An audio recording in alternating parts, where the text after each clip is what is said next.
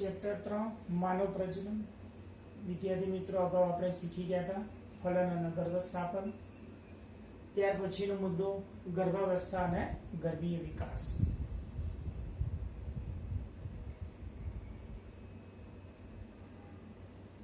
ગર્ભાવસ્થા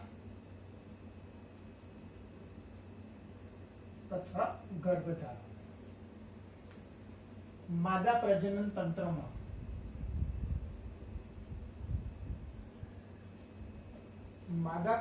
તંત્રમાં શિશુના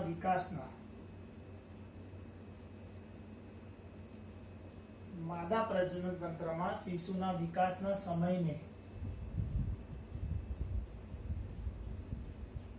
ગર્ભધારણ કહે છે. મનુષ્યમાં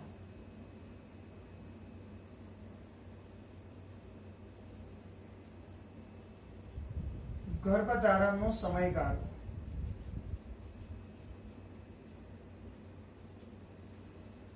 સામાન્ય રીતે આશરે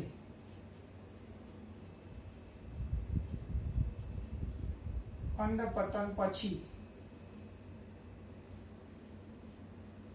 266 દિવસ અને છેલ્લા ઋતુસ્રાવ પછી 280 દિવસનો એટલે કે 40 અઠવાડિયાનો હોય છે.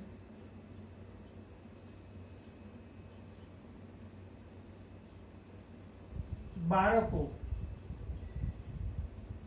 વહેલા કે મોડા, ઘણા બાળકો વહેલા કે મોડા 1 કે 2 અઠવાડિયા,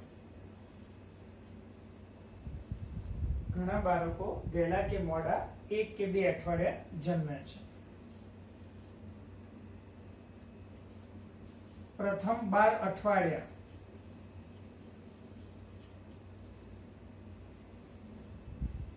સુધીના ફલિત અંડકોષને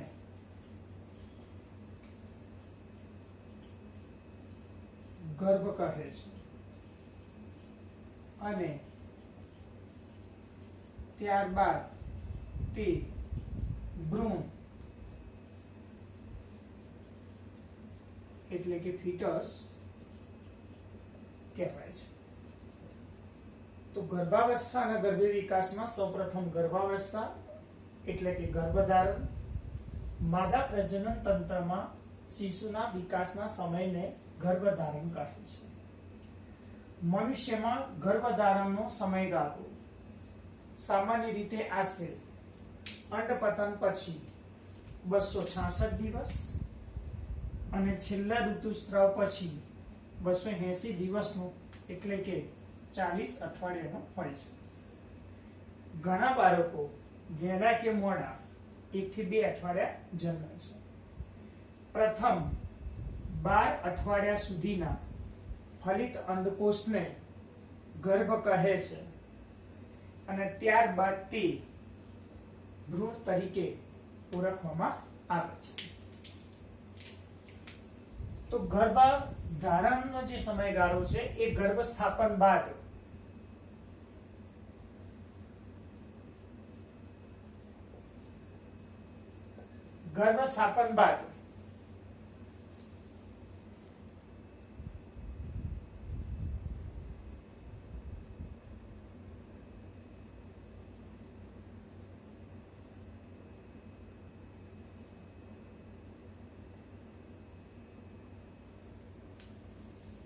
આ ગર્ભાશયમાં એન્ડોમેટ્રિયમ,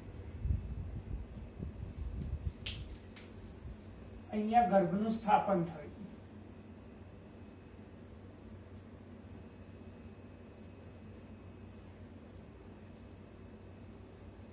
આ સૌથી બહારની બાજુ રહેલા કોષો ગર્ભકોષક સ્તર,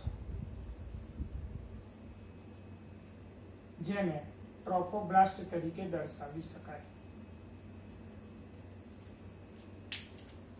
સૌથી અંદરની બાજુએ આવેલા કોષો જેને આંતરિક કોષ સમૂહ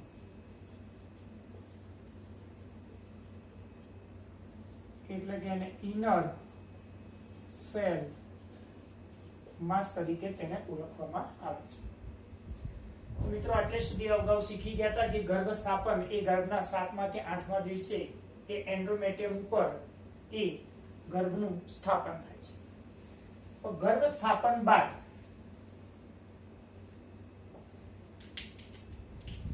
આ જે ટ્રોફોબ્લાસ્ટ છે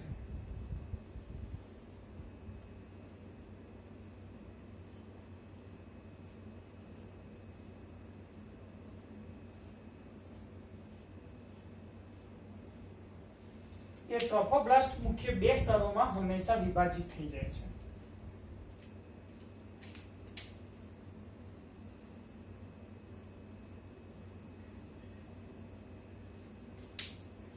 સૌથી બહારની બાજુ રહેલો જે ભાગ છે જેને સિન્સિટિયો ટ્રોફોબ્લાસ્ટ અને અંદરની બાજુ રહેલા ભાગને સાયટોટ્રોફોબ્લાસ્ટ તરીકે તેને ઓળખવામાં આવે છે. તો અહીંયા આ ટ્રોફોબ્લાસ્ટ એ 2 ભાગમાં વિભાજિત થાય છે. આંતરિક કોષ સમૂહ ઇનર સેલ માસ એ ઇનર સેલ માસ પણ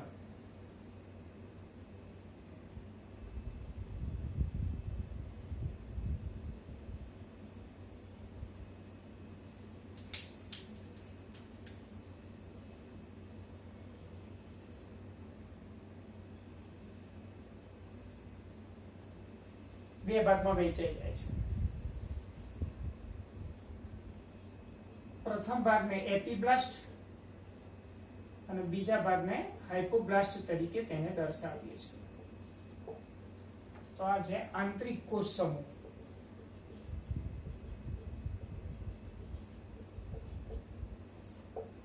જેને 2 ભાગમાં વિભાજિત કરી શકાય છે.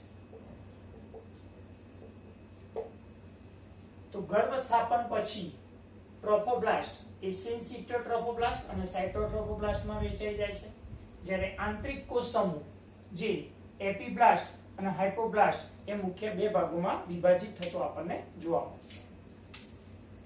ત્યારબાદ ધીમે ધીમે એનો વિકાસ થઈને આગળ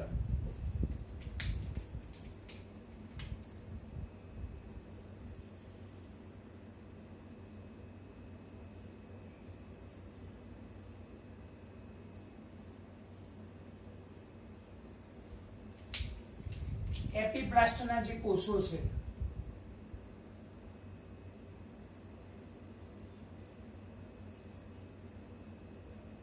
એપીબ્લાસ્ટના કોષોમાંથી એક કોથળીનું નિર્માણ થાય છે.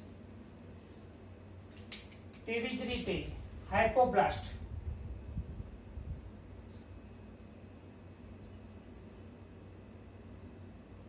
હાઇપોબ્લાસ્ટમાંથી પણ એક કોથળીનું નિર્માણ થાય છે. એપીબ્લાસ્ટમાંથી જે કોથળીનું નિર્માણ થાય છે તેને ઉર્વક કોથળી તરીકે દર્શાવી શકાય અને હાઇપોબ્લાસ્ટમાંથી જે કોથળીનું નિર્માણ થાય છે તેને જડબી કોથળી તરીકે દર્શાવી શકાય. તો આ રીતે કુલ 4 બાહ્ય ભ્રૂણીય કલા હોય તેમાંથી 2 બાહ્ય ભ્રૂણીય કલાઓનું નિર્માણ થયું. એપીબ્લાસ્ટમાંથી ઉર્વક કોથળીનું નિર્માણ થાય છે અને હાઇપોબ્લાસ્ટમાંથી જડબી કોથળીનું નિર્માણ થાય છે.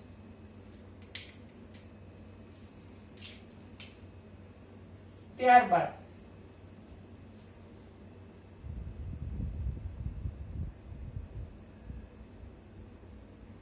આ સિન્સિટિયો ટ્રોફોબ્લાસ્ટ છે. ત્યાર પછી આ સાયટોટ્રોફોબ્લાસ્ટ છે.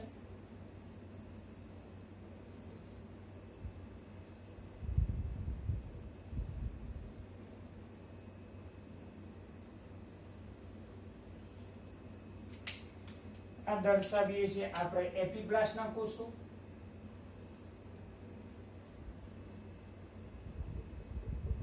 એમાંથી બને છે ઉર્વક કોથળી. આ બને છે હાઇપોબ્લાસ્ટના કોષો.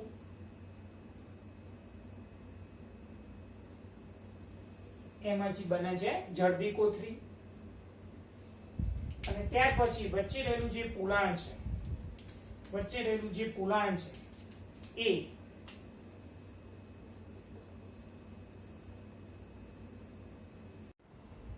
સૌથી બહારની બાજુ આવેલું આવરણ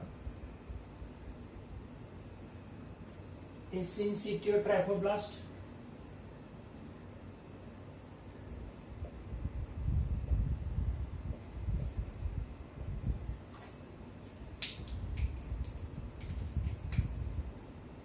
તેની અંદરની બાજુએ આવેલો ભાગ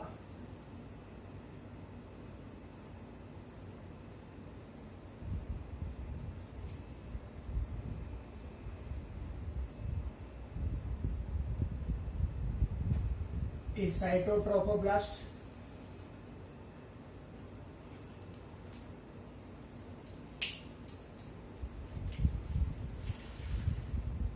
એપીબ્લાસ્ટ.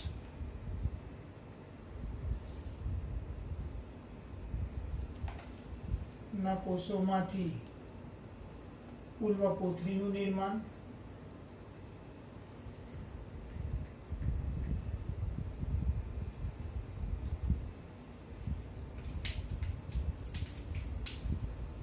જ્યારે તેની નીચે રહેલા હાઇપોબ્લાસ્ટ ના કોષોમાંથી જર્દી કોથળીનું નિર્માણ.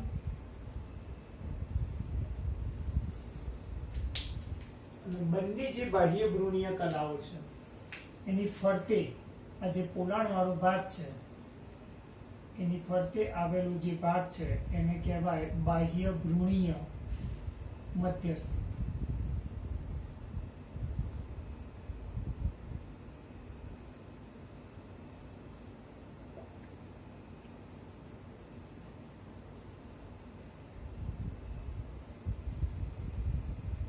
બાહ્ય ભ્રૂણીય જે મધ્યસ્તર છે એ બંને ગુહાને ઢાંકવાનું કાર્ય કરે છે.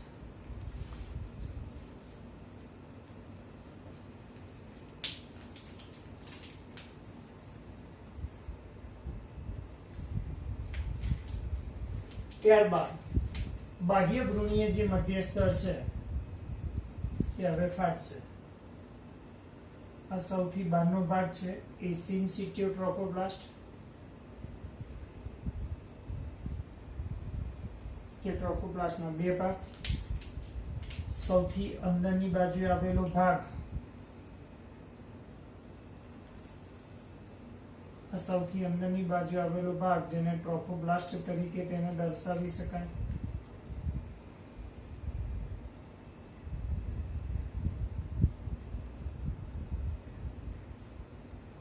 આ સાઇટોટ્રોફોબ્લાસ્ટ.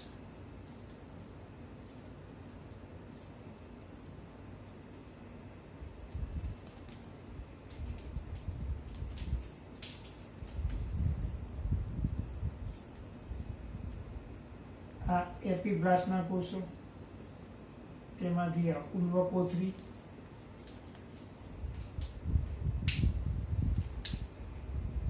એની નીચેની બાજુએ હાઇપોબ્લાસ્ટના કોષો, તેમાંથી આ જર્દી કોથળી અને આ બાહ્ય ભ્રૂણીય જે મધ્યસ્તર છે હવે ફાટે છે. બાહ્ય ભ્રૂણીય જે મધ્યસ્તર છે એ બાહ્ય ભ્રૂણીય મધ્યસ્તર હવે એ ફાટે છે.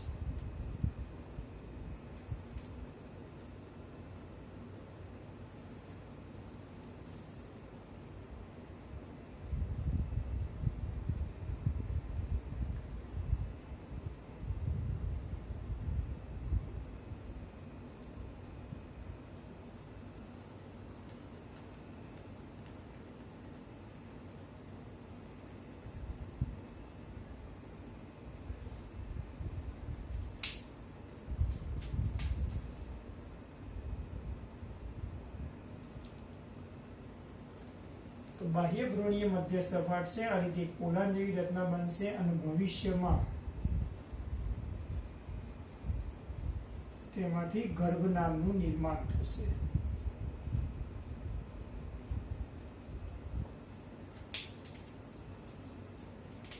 આ ભાગ છે બાહ્ય ભ્રૂણીય મધ્યસ્થ. અને ત્રણેય પ્રકારના ભાગો જ્યારે ભેગા થાય ત્યારે હંમેશા ભ્રૂણ પોષક એટલે કે ગર્ભ પોષક નું નિર્માણ કરે છે. ભ્રૂણ પોષક એટલે ગર્ભ પોષક નું નિર્માણ કરે છે. આમ 1 ઉલ્વકોથળી, 2 જળદી કોથળી અને ત્રીજું ભ્રૂણ પોષક એટલે આપણે શીખીએ ત્રીજા નંબરની 1 બાહ્ય ભ્રૂણીય કલા. ત્યારથી આગળ જોઈશું કે હવે જરાયુજ અંકુરો કેવી રીતે નિર્માણ પામે છે. તો આ જે સૌથી બહારનો ભાગ છે, આ સૌથી બહારનો ભાગ સિન્સિટ્યુ એ હવે ગર્ભસ્થાપન બાદ પોષક સ્તરની એટલે કે ટ્રોફોબ્લાસ્ટની સૌથી બહારની બાજુએ અનિયમિત એક ઉપસેલો ભાગ ધરાવે છે. તેની અંદરની બાજુએ આ સાયટોટ્રોફોબ્લાસ્ટ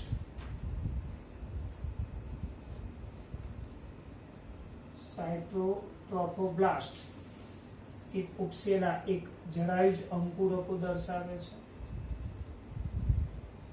જરાયુજ અંકુર. ત્યાર પછી તેની અંદરની બાજુએ રહેલું આ બાહ્ય ભ્રૂણીય અમધ્યસ્થ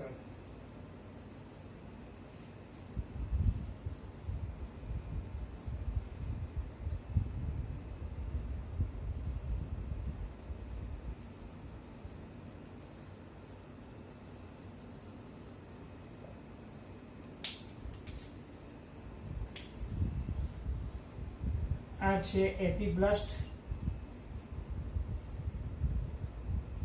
એપિબ્લાસ્ટમાંથી બન્યા કોષો ઉલ્વકોથળી એ નિર્માણ. એની નીચેની બાજુએ રહેલું આ એક હાઇપોબ્લાસ્ટ,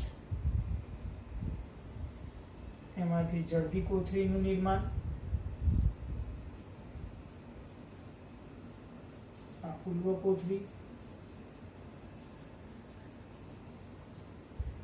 અને આ જળદી કોથળીનું નિર્માણ.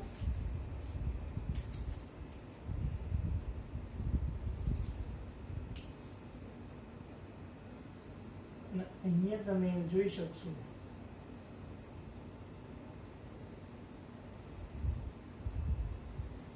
આ છે ગર્ભના.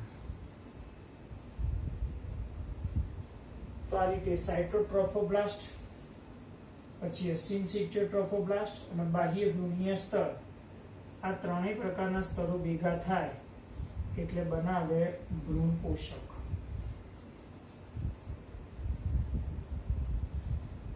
જે આપણે અહીંયા શીખી ગયા. હવે પ્લેસેન્ટાનું નિર્માણ કેવી રીતે થાય છે?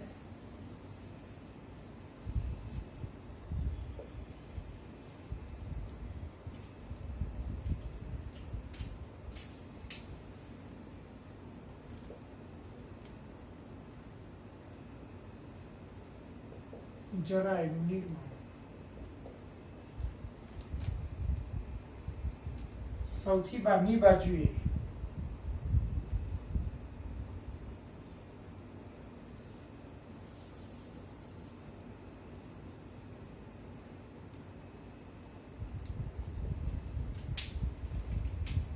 સિન્સિટ્યુ ટ્રોફોબ્લાસ્ટ, આ દર્શાવીએ સાયટોટ્રોફોબ્લાસ્ટ.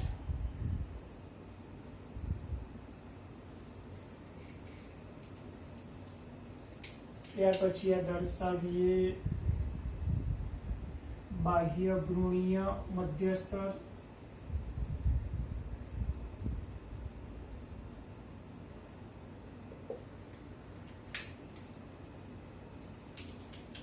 ત્યાર પછી આ દર્શાવીએ એપિબ્લાસ્ટના કોષોમાંથી આ ઉલ્વકોથળી.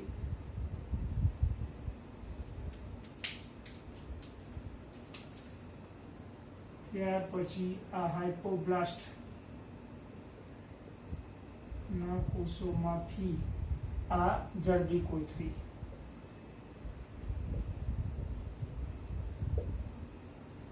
જળદી કોથળી આ દર્શાવીએ ઉલ્વકોથળી. ત્યાર પછી આ દર્શાવી દઈએ ત્રણે ત્રણ પ્રકારનો જે આ ભાગ છે આ ભાગને કહેવાય ભ્રૂણ પોષક અને રસાંકુરો અથવા ને કહેવાય જરાયુજ અંકુરો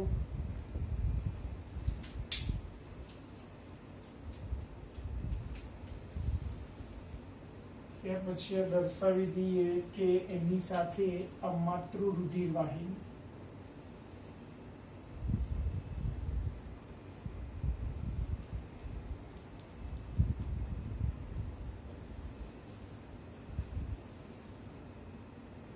આ દર્શાવી દઈએ જરાયુ એટલે કે પ્લેસેન્ટા અહીંયા આપણે બનાવી દઈએ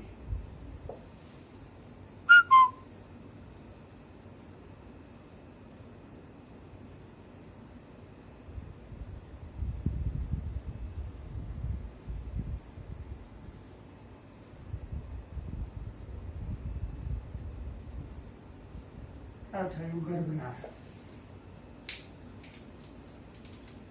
તો હવે ભ્રૂણ પોષક રસાંકુરો એટલે શું કે ગર્ભસ્થાપન બાદ આ જે ટ્રોફોબ્લાસ્ટ છે તો ટ્રોફોબ્લાસ્ટની બહારની બાજુએ આ અનિયમિત આકારનો એક ઉપસેલો ભાગ હોય જેને ભ્રૂણ પોષક રસાંકુરો અથવા જરાયુજ અંકુરકો તરીકે તેને દર્શાવવામાં આવે છે.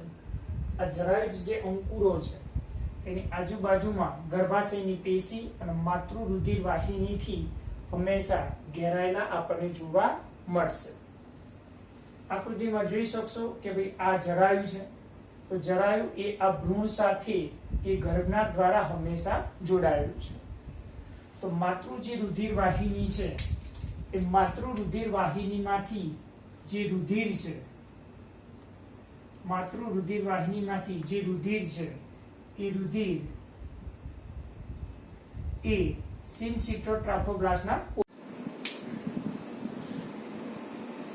માતૃ રુધિર વાહિની માંથી જે રુધિર છે એ રુધિર સિનસિટર ટ્રોફોબ્લાસ્ટના પુરાણમાં આવે છે. ત્યાંથી એ જરાયુ મારફતે ગર્ભનાળ દ્વારા એ ભ્રૂણને પ્રાપ્ત થાય છે. તો ભ્રૂણ એ ઓક્સિજન અને પોષક દ્રવ્યનો એ ઉપયોગ કરે છે. તેના બદલામાં CO2 અને નકામા જે ઉત્સર્ગ દ્રવ્યો છે એ નકામા ઉત્સર્ગ દ્રવ્ય એ જરાયુ મારફતે હંમેશા માતૃ રુધિર વાહિનીમાં દાખલ થાય છે. તો અહીંયા જે જરાયુ છે એ જરાયુ એ હંગામી અંતઃસ્ત્રાવી પેશી તરીકે વર્તે છે, જેમાંથી કેટલાક અંતઃસ્ત્રાવોનો સ્ત્રાવ થાય છે. તો જરાયુમાંથી મુક્ત થતા જે અંતઃસ્ત્રાવો છે જરાયુમાંથી મુક્ત થતા અંતઃસ્ત્રાવો છે એ અંતઃસ્ત્રાવોમાં number 1 HCG, number 2 HPL, number 3 estrogens અને નંબર 4 પ્રોજેસ્ટોજેન્સ જેવા અંતઃસ્ત્રાવોનો સમાવેશ થાય છે. ઇસ્ટ્રોજેન્સ અને પ્રોજેસ્ટોજેન્સ જેવા અંતઃસ્ત્રાવોનો સમાવેશ થાય છે. આ ઉપરાંત ગર્ભાવસ્થાના અંતમાં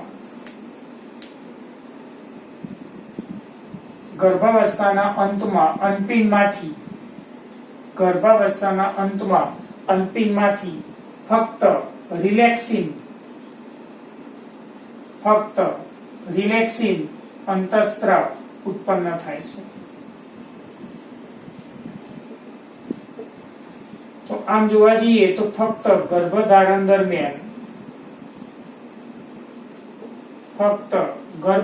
દરમિયાન HCG, HPL અને રિલેક્સિન અંતઃસ્ત્રાવ ઉત્પન્ન થાય છે. આ સિવાય માતાના શરીરમાં વધારાના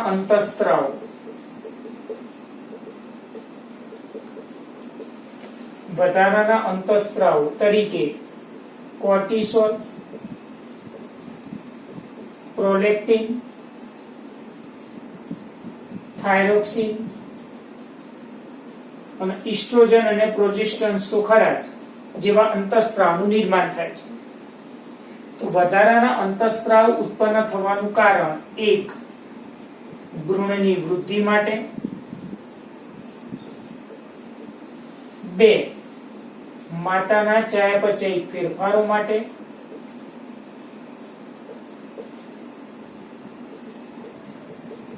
અને ત્રણ ગર્ભાવસ્થાની જાળવણી માટે આ અંતઃસ્ત્રાવ ખૂબ જ જરૂરી છે. તો અહીંયા મિત્રો આપણે શીખી ગયા કે ભાઈ જરાયુનું નિર્માણ કેવી રીતે થતું આપણને જોવા મળશે. ત્યાર પછી આપણે શીખીશું કે ભાઈ જે ઇનર સેલ માસ છે, ઇનર સેલ માસમાંથી ત્રિગર્ભસ્તરી કેવી રીતે નિર્માણ થતું આપણને જોવા મળશે. તો આ સૌથી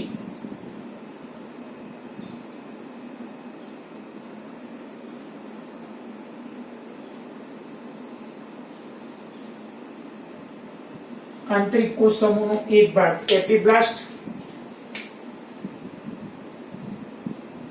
એની નીચેની બાજુએ આવેલા જે કોષો છે આને કહેવાય હાઇપોબ્લાસ્ટ.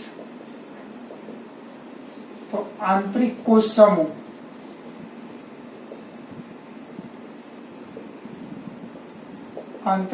સમૂહ એ બે ભાગમાં વિભાજિત છે. હવે એપિબ્લાસ્ટના જે કોષો છે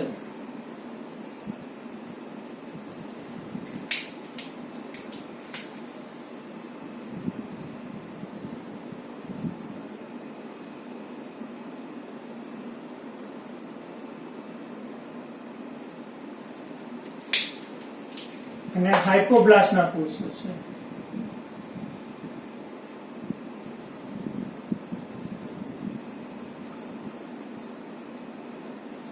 એની મધ્યમાં ની બાજુએ આ છે એપિબ્લાસ્ટ, એમાંથી બનશે બાહ્ય ગર્ભસ્તર. આ છે હાઇપોબ્લાસ્ટ, એમાંથી બનશે અંતઃગર્ભસ્તર. અને ત્યારબાદ વિભેદન પામીને અહીંયા મધ્યમાં બનશે મધ્ય ગર્ભસ્તર. તો બાહ્ય ગર્ભસ્તર, મધ્ય ગર્ભસ્તર અને અંતઃગર્ભસ્તર ત્રણેય ગર્ભસ્તરોનું નિર્માણ થાય છે.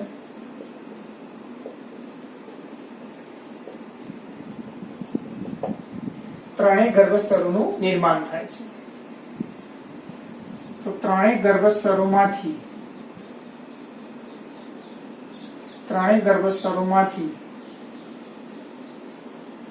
બધી જ પેશીઓ અને અંગોનું નિર્માણ થાય છે. આ સિવાય આંતરિક કોષ સમૂહ છે.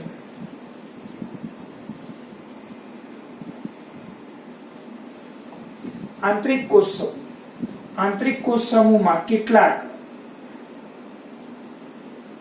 સ્ટેમ સેલ્સ એટલે કે સ્ટેમ કોષો ધરાવે છે, જે બધી જ પેશી અને અંગોનું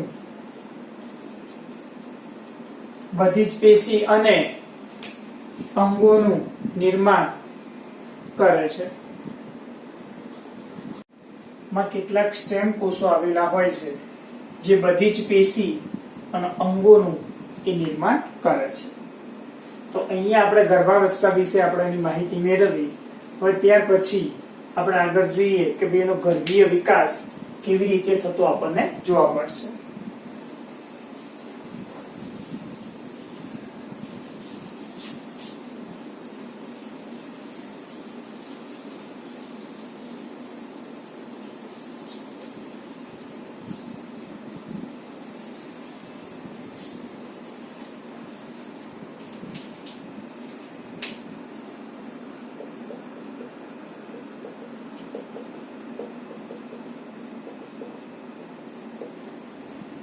ગર્ભાવસ્થા, મનુષ્યનો ગર્ભાવસ્થાનો જે સમયગાળો છે 9 મહિના છે. તો 9 મહિનાના સમયગાળા દરમિયાન એની લાક્ષણિકતા શું છે? કે લાક્ષણિકતા આપણે જોઈએ કે સૌ પ્રથમ મહિના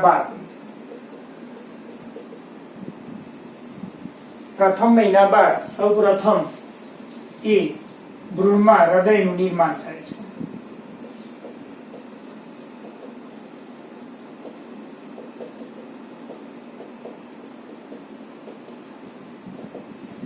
જે આપણે સ્ટેથોસ્કોપની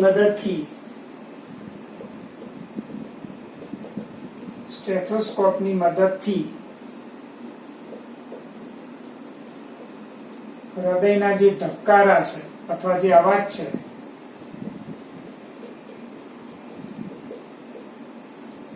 એ સાંભળી શકીએ છીએ.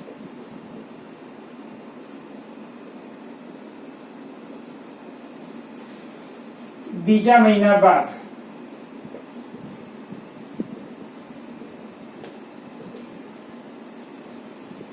ઉપાંગો અને આંગળીઓ વિકસે છે.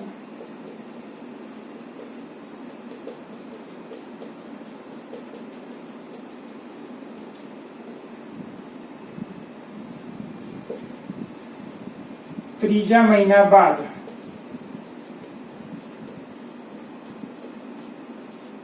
એટલે કે 12 અઠવાડિયા એટલે કે પ્રથમ ટ્રિમેસ્ટર, ત્રીજા મહિના બાદ અંગતંત્રોનું નિર્માણ થાય છે.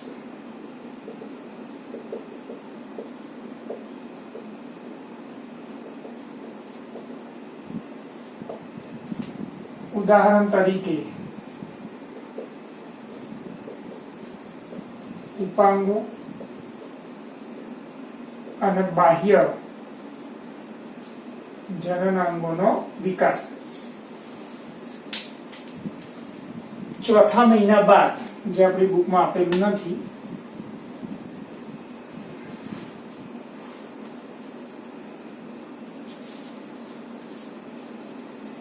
ચોથા મહિના બાદ જે બાળકનું જે શરીર છે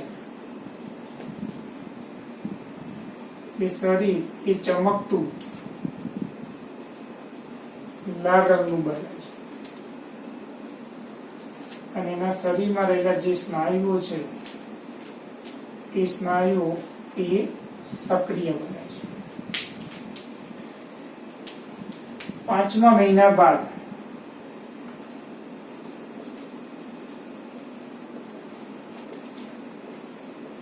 સૌ પ્રથમ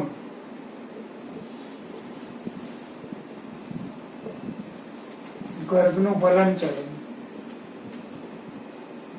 અને માથા ઉપર વાળ વિકસે છે. છઠ્ઠા મહિના બાદ એટલે કે 24 અઠવાડિયા એટલે કે બીજું ટ્રિમેસ્ટર, છઠ્ઠા અઠવાડિયા બાદ શરીર પર વાળનો વિકાસ થાય છે. બાળકની અંદર આંખોના જે પોપચાં છે એ બંને અલગ પડે છે અને પાંપણનું નિર્માણ થાય છે.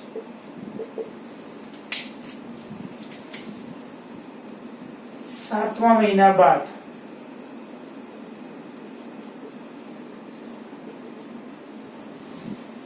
જે ભ્રૂણ છે, ભ્રૂણ માતાના શરીરમાં ગોળ ફરે છે.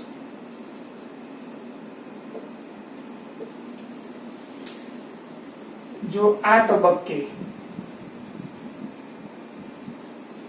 બાળકનો જન્મ થાય તો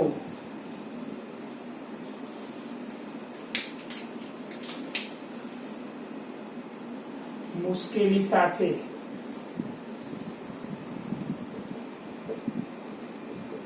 શ્વાસ લે છે. આઠમા મહિના બાદ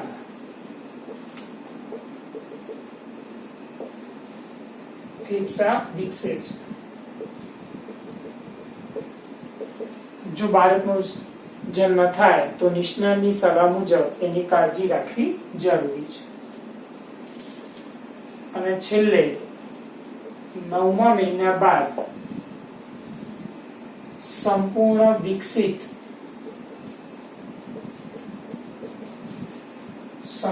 વિકસિત એ ભ્રૂણ બને છે અને